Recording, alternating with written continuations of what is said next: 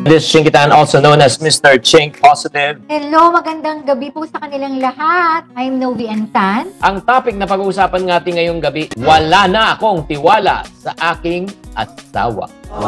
Nangyayari ba yon mga friendship na nawawala ang tiwala sa isang asawa? Dumadating ka na ba sa punto ng buhay na mo na wala ka ng tiwala talaga sa asawa mo?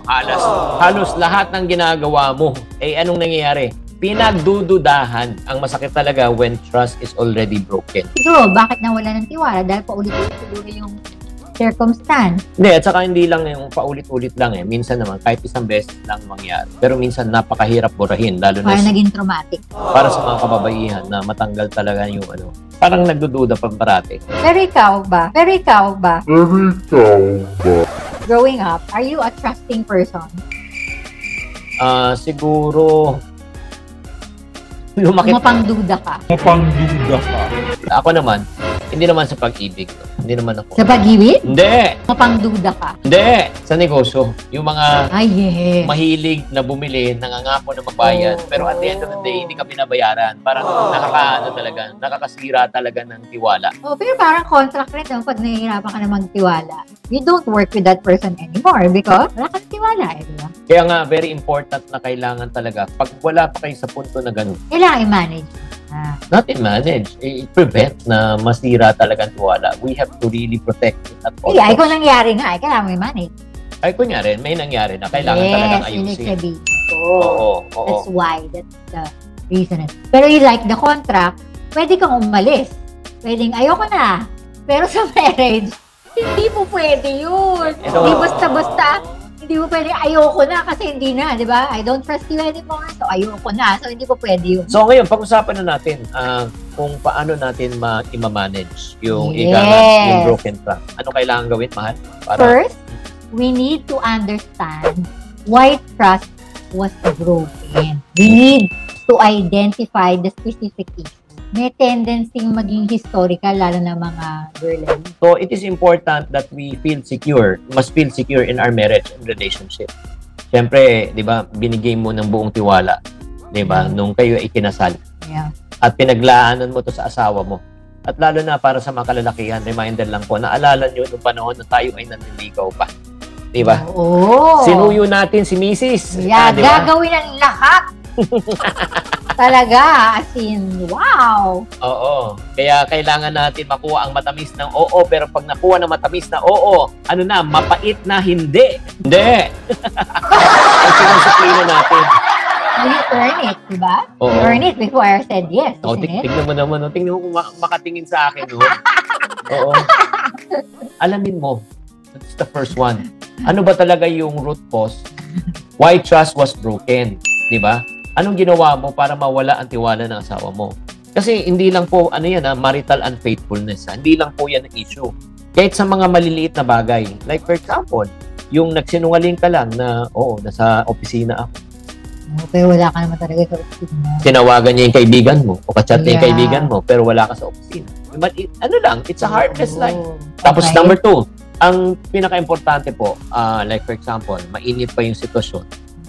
Ang suggestion ko, don't confront each other when you are emotional. Totoo po yan. Kasi when you're emotional, you either be so frustrated and so high up na makakapagsabi ka o makakapagdesisyon ka ng hindi maganda para sa inyo. At saka kalma.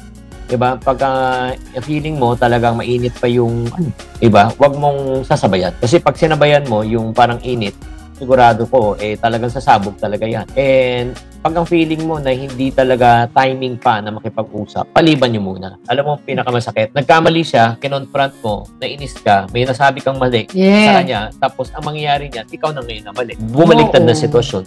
Yun nga. So, you really need to compose yourself. So, mag-gauge mo kung hindi ka kakalm, may hirapan ka. On that end, you'll be able to make a safe environment. Alam mo, isang suggestion ko rin, ang unang kausapin mo pag ikaw ay nasaktan na talaga, ang unang kausapin mo si Lord. Diba, you ask God to give you peace and comfort in the situation. Grant you wisdom.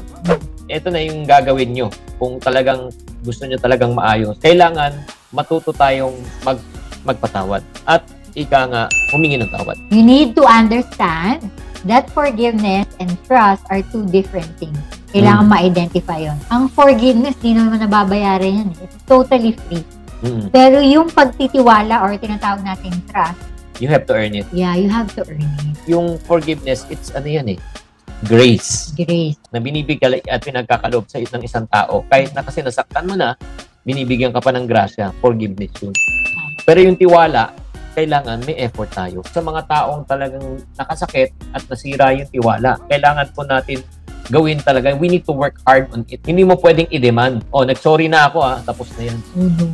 Cannot do that. Saka kailangan mo i-accept. Being responsible na nasaktan mo yung tao, sometimes during the marriage, magti-trigger pa yung kahit konti-konti. So, dapat ready ka rin doon. Kasi one of the things that will help your marriage talaga is the change would start with you. Kaya nga, alam nyo, ito lang mga friendship. Ako makikiusap po sa inyo. Kung nagkamali ka na, huwag mo na ikubli. Huwag mo na itago. Aminin mo na. Okay, so right now, number 4 na. Number 4, it's time for you to talk to your spouse. Kung maayos ka na, naintindihan mo na ang ibig sabihin talaga ng forgiveness, di ba, handa ka ng magpakumbaba at handa ka na humingi ng tawad, tapos pag-pray mo, na kaya ka na rin, handa na rin siya na ikaw ay patawarin, mag-usap na kayo. Kung talagang para maayos talaga yung tiwala, sometimes not only two to make to tango, but it takes 3 to mend a relationship. Not only you, not only your husband and your wife or your spouse, not only God, tatlo, pero isa pa ang kailangan. I highly recommend that you connect with trusted mentor. Kailangan po na may mga tao rin na ginagamit din si Lord, di ba? Na para ika nga maayos, matulungan kayo. When you don't trust your husband, consider involving others. Yung mga mentors na napagkakatiwalaan nyo. Ang goal po rito ay magkaroon ng unity. The goal is to seek to understand each other. Pag nag-connect ka, makakatulong sila sa magproseso ng mga bagay-bagay na hindi nyo kaya pag-usapan. Diba? And when you want to address a trust issue in your marriage, it's important you know when to ask counsel from and who to ask counsel from. Yes. Kasi kailangan po mature sila. Hindi sila yung yun nga. Siyempre, mga friendship tayo, nakakampihan mo. Sige, nga, tapos susulong pa. So, hindi po ganun. Sa amin ni Chinky, I think one of the things that really let us be like 21 years is because of role models in our life. We have couples in our life that we really look up to, and yun nga, our always goal is bago lumaki and blown out proportion ng issues namin sa buhay, we ask for help. And it's really vital. Hindi po kami dito talaga. Totoo. Lahat ng mga tinuturo namin dito and for 21 years, there were people who speak to our lives. I believe, ang ending nito, my friendship, marriage is still worth fighting for. Yeah. Kailangan ipaglaban natin yung pagmamahal sa isa't isa. Kasi, again, totoo nga, nasaktan ka, mali siya, pero wag natin alagaan yung sakit. Let us not pet the pain. Kasi pag inalagaan mo, yung pain na yan, lalaki at lalaki yan.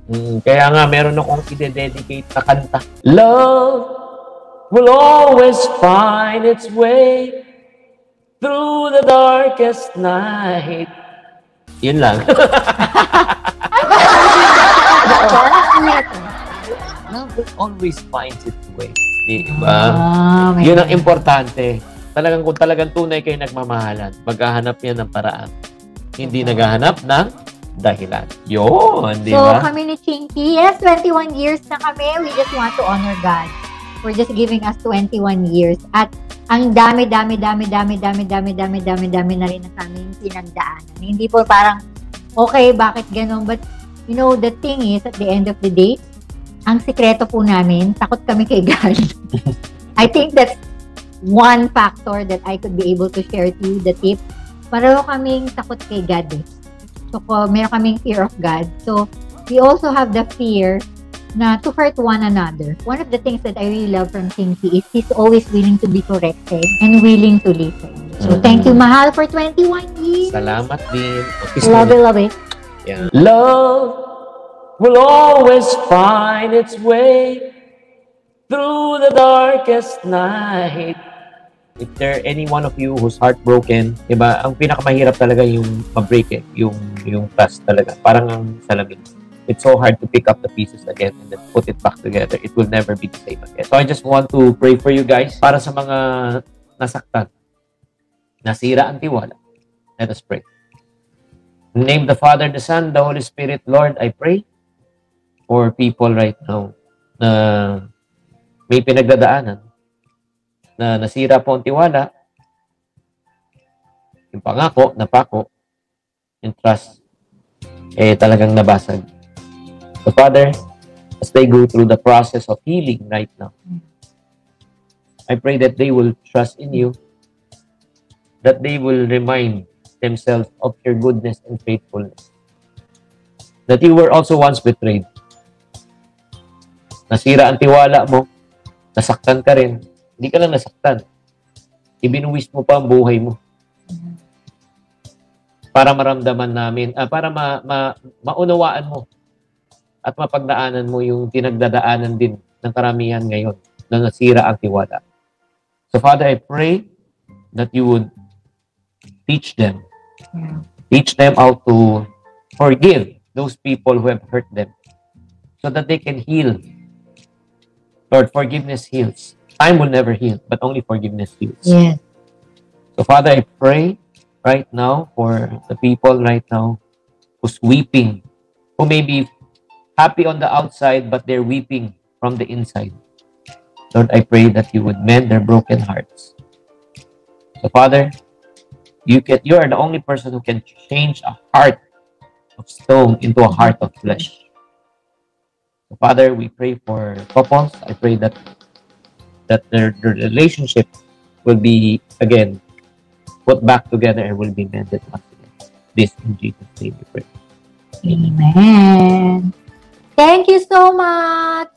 Thank you so much po sa lahat na nanood po ngayon. So if you know some people who have issues regarding trust, specifically relationship, husband and wife, you can share this video.